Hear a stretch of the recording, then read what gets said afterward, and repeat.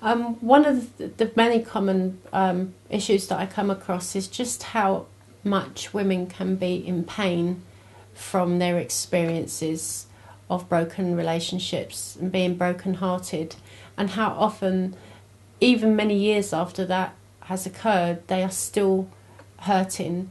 And their language will be, no man can be trusted, love is hurtful, love is painful, and they don't believe that anything good can ever happen to them. And I totally understand that. I used to say that all men were the same, but what God taught me was that I was saying that because I was caught in a pattern of being with men who were a certain way. So in my experience, I was with men that were similar to each other. So in my world, it seemed like all men were the same. But there were many men, good men out there, faithful men, men that love God, that are not like that.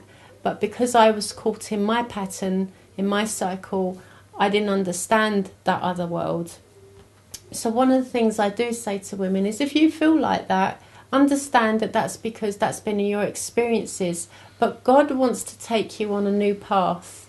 He says that he wants to take us on a path that's never been trodden on before. A new way, an unfamiliar path to us.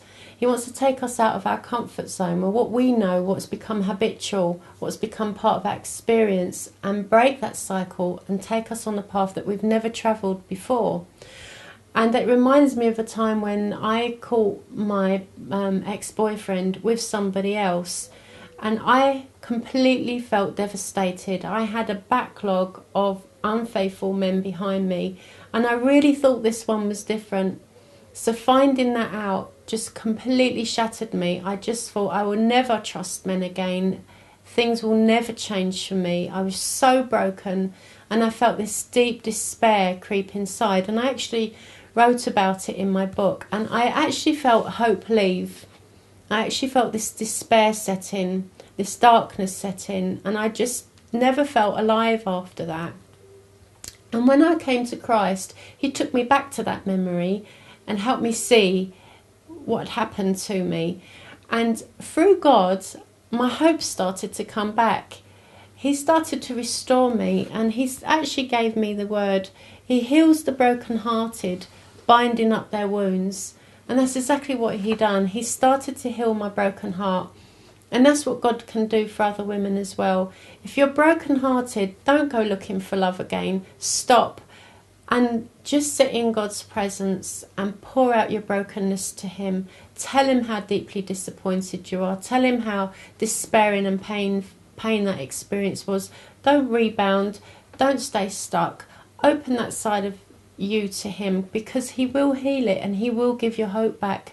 And on top of that, he'll also set you on a new path, a path not trodden before, and he will put an end to broken relationships that will become part of your past.